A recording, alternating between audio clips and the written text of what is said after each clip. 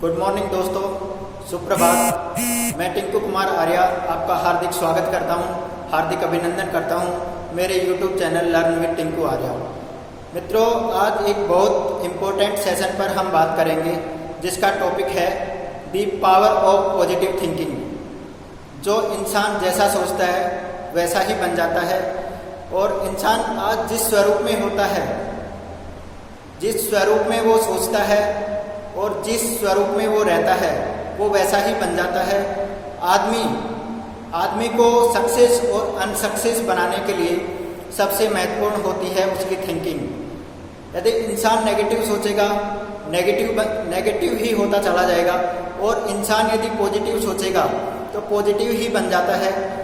अपने टारगेट को अचीव करने के लिए या कुछ अच्छा करने के लिए इंसान को बहुत ज़्यादा महत्वपूर्ण है कि उसे पॉजिटिव सोचना चाहिए।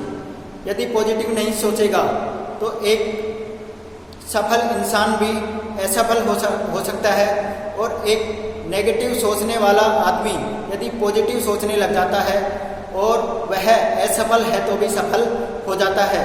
इसके लिए बहुत ज़्यादा ज़रूरी है कि इंसान को अच्छी सोच रखनी चाहिए, पॉजिटिव थिंकिंग रखनी चाहिए।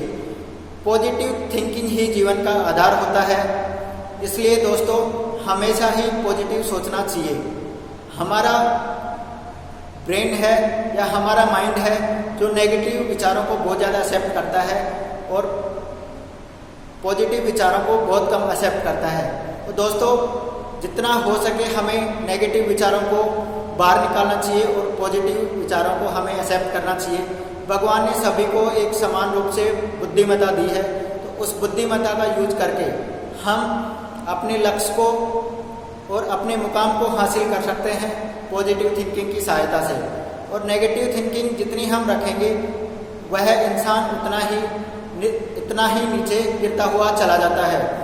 तो दोस्तों, हम अपने परिवेश को, अपने माहौल को, अपने परिवार को, अपने समाज को या अपने पेरेंट्स को या अपने दोस्तों को इसके लिए जिम्मेदार नहीं बना सकते कि मैं उन लोगों की वजह से ऐसा हूँ। तो इंसान जो भी है, जैसा भी है, वह उसके विचारों की वजह से होता है। अब एक बात है कि विचारों को पॉजिटिव बनाए रखने के लिए क्या करना चाहिए। एक तो सकारात्मक सोच रखनी चाहिए। दूसरी बात होती है कि हम जो सोचते हैं उसके लिए कुछ एडवाइज़र होते हैं, सलाह देने वाले होते हैं। तो डिपेंड करता है कि हमारा एडवाइज़र कैसा है या हम किसकी सलाह ले रहे हैं और कैसी सलाह ले रहे हैं।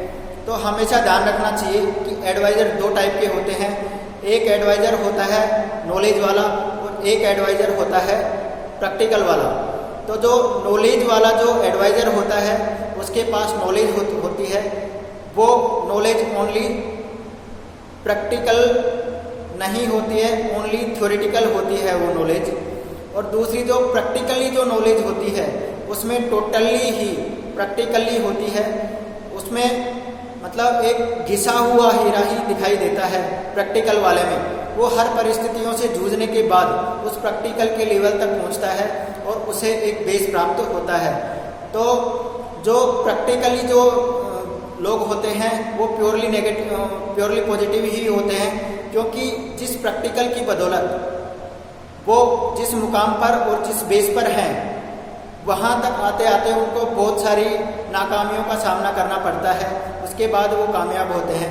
और जो नॉलेज वाले जो पर्सन होते हैं वो ओनली अपनी थ्योरी पर काम करते हैं, उनको रियलिटी और प्रैक्टिकल का कोई नॉलेज नहीं होता है। ओनली वो बोल सकते हैं, लेकिन जब उन बातों को हम धरातल पर लेकर आते हैं तो वहाँ पे हम कामयाब नहीं हो पाते हैं, क्योंकि उनका हमारे द्वारा कोई प्रैक्टिकल नहीं किया गया है। अब जिस समाज में हम रहते हैं वहाँ पे बहुत कम लोग ऐसे होते हैं जो सक्सेस होते हैं, और बहुत ज़्यादा लोग ऐसे होते हैं जो अनसक्सेसफुल होते हैं। अब जो सक्सेसफुल जो आदमी होता है, जो सक्सेसफुल आदमी होता है, उसकी टांग खींचने वाले वो सारे अनसक्सेसफुल हमारे समाज में होता है।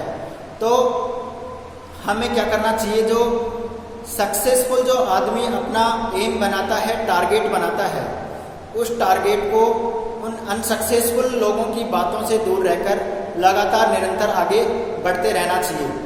इसके लिए मैं आपको एक बहुत ही शानदार एग्जाम्पल देता हूँ जो लोग ऐसे बोलते हैं कि मैं अपने माहौल की वजह से अपने मुकाम को हासिल नहीं कर पाया या अपनी लाइफ के अचीवमेंट या टारगेट पूरे नहीं कर पाया।